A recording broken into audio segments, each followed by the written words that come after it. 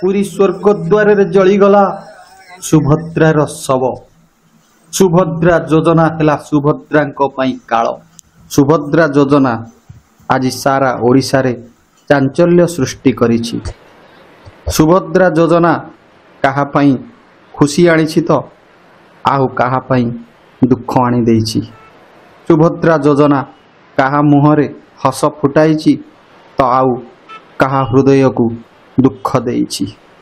खोर्धा जिला टांगी अंचलर सुभद्रा मुर्मू जनसेवा केन्द्र को जाइथिले सुभद्रा आवेदन करिबा पाई। सुभद्रा आवेदन हेला तांको पाई काल।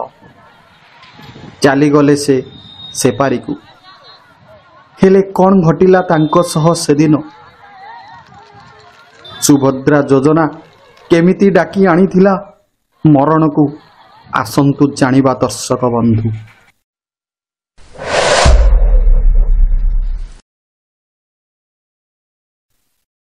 जानिबा पूर्वरु गोटे छोटिया निवेदन आपण मानंकु। जदि आपण मानंकु वीडियोटी भल लगी थाए तेबे निश्चिंत कमेंट टिए दियंतु एवं आम चैनल को सब्सक्राइब करि नियंतु। सुभद्रा मुर्मू बयस मात्र 44 वर्ष। गरीब घरर टांगी अंचलर एही महिला सरकारंकर सुभद्रा योजना को नहीं तांको मनरे खेली जाइथिला हस। टांगी अंचलर एही महिला जनक सुभद्रा योजना आवेदन करिबा पई जाइथिले जनसेवा केन्द्र को। बहु कष्टरे जाइथिले सेदिन से जनसेवा केन्द्र को। जातिरे आदिवासी होइथिबारु पाठ पढ़ा तांकर कम थिला। तेणु से सुभद्रा फॉर्म ठीक रे पूरण करि पारि नथिले। तेणु से जनसेवा केन्द्र को फॉर्म पूरण करिबा पई जाइथिले। जनसेवा केन्द्र रे अधिक भिड़ होइथिबारु सेदिन सुभद्रा मुर्मू हताश होई घर को फेरिथिले। मुखमंडल तांकर मलिन पड़ी जाइथिला कारण गोटे आदिवासी घरर महिला सुभद्रा पाठ पढ़ी नथिले अधिक।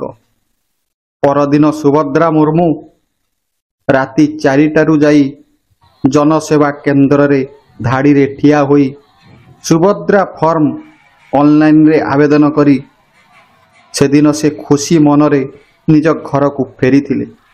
सेप्टेम्बर 17 तारीख। सेप्टेम्बर 17 तारीख दिन तांको फोन को गोटे मेसेज आसीबार से देखिथिले। सही मेसेज टी कौन बोली तांको पड़िशा घरर गोटे पाठ पढ़ा युवक को देखाइथिले। युवकटी सुभद्रा टंका 5000 तांको खाता को आसीछि बोली कहिथिले।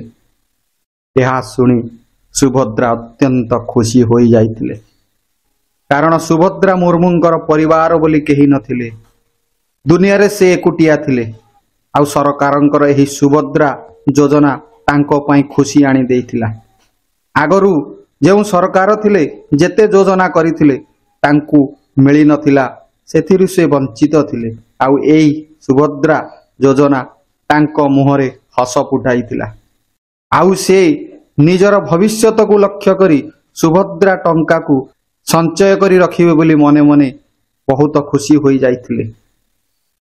2 दिन परे से बैंक को जाई टंका उठाई घर को आसुथिबा बेले बाटेरे गोटे युवक तांको घरे छाड़ी देबा पई कहिथिले। मोटर साइकिल रे बसाई किछि बाट नेई गोटे दुकान रे रखिला सही युवक। दुकान रु ठंडा बोतल गोटे आनी पीबा को देइथिला सुभद्रा को। सुभद्रा भाबिले ये पिलाटी बहुत भलो पिला अटे। भगवानंक परी ये खरा बेल रे मोते टिके नेई घरे छाड़ी देबो। भगवान तार मंगल करिवे। जा हो एते खरा बेल रे मते से नेई मो घरे छाड़ी देबो। ठंडा पी सारिबा परे युवक जनंक सुभद्रा मुर्मूंक सह किछि कथा हेले ओ तांको हातरू सुभद्रांकर सही पैसा बैग टिकु निज हाथ को नहीं आसिले। सुभद्रांकर मुंड टिके बुलाइबारु से दुकानर सही बारंडारे टिके घुमाई पड़िले। युवक कहिले भौणी ତୁମେ ଟିକିଏ ବିଶ୍ରାମ ନିଅ, ତାପରେ ମୁଁ ନେଇ ତୁମ ଘରେ ଛାଡ଼ିଦେବି। ସୁଭଦ୍ରାଙ୍କ ଆଖିକୁ ନିଦ ଆସିଗଲା। ଆଉ ତାପରେ ସେହି ଯୁବକ ଜଣଙ୍କ ସୁଭଦ୍ରାଙ୍କର ସେହି ଟଙ୍କାକୁ ନେଇ ସେଠାରୁ ଚମ୍ପଟ ମାରିଲେ। ନିଦ ଭାଙ୍ଗିଗଲା ପରେ ସୁଭଦ୍ରା ଖୋଜିଥିଲେ ଯୁବକଙ୍କୁ। ସେତେବେଳକୁ ସବୁ ସରିଯାଇଥିଲା। ସେଠାରେ ଆଉ ନଥିଲେ ସେହି ଯୁବକ। ଛୁ ମାରିଥିଲେ ଟଙ୍କା ନେଇ। ଯେତେବେଳେ ସେ ଜାଣିଲେ ତାଙ୍କ ସୁଭଦ୍ରା ଟଙ୍କା ଜଣେ ଯୁବକ ତାଙ୍କୁ ବୋକା ବନାଇ ତାଙ୍କଠାରୁ ଠକି ନେଇଛି, ସେ କାନ୍ଦିବାକୁ ଲାଗିଲେ। ବିଶ୍ୱାସ ଦେଇ ଯୁବକ ଜଣଙ୍କ ଠକି ନେଇ ଚାଲିଗଲେ ସୁଭଦ୍ରାଙ୍କ ସୁଭଦ୍ରା ଟଙ୍କା।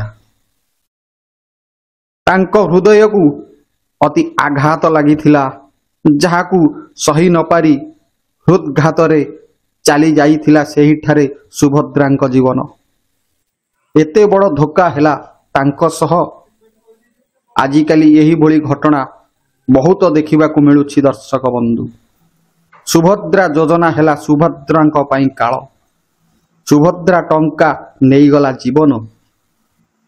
ଶେଷରେ ଗାଁ ପଡ଼ିଶା ଭାଇ ବନ୍ଧୁମାନେ ସୁଭଦ୍ରାଙ୍କୁ ନେଇ ପୁରୀ ସ୍ୱର୍ଗଦ୍ୱାରରେ ଦାହ କରିଦେଲେ। ପୁରୀ ସ୍ୱର୍ଗଦ୍ୱାରରେ ଜଳିଗଲା ସୁଭଦ୍ରାଙ୍କ ଶବ। ଦର୍ଶକ ବନ୍ଧୁ, ଇଏ ଥିଲା ସୁଭଦ୍ରାର କାହାଣୀ। ଯଦି ଆପଣମାନଙ୍କୁ ଏହି ଭିଡ଼ିଓଟି ଭଲ ଲାଗିଥାଏ ତେବେ ଆମ ଚ୍ୟାନେଲକୁ ସବସ୍କ୍ରାଇବ୍ କରି ଆମ ସହିତ ଯୋଡ଼ି ହୋଇଯାଆନ୍ତୁ ଏହିଭଳି ଭିଡ଼ିଓ ଦେଖିବା ପାଇଁ। ଜୟ ଜଗନ୍ନାଥ, ଜୟ ଜଗନ୍ନାଥ।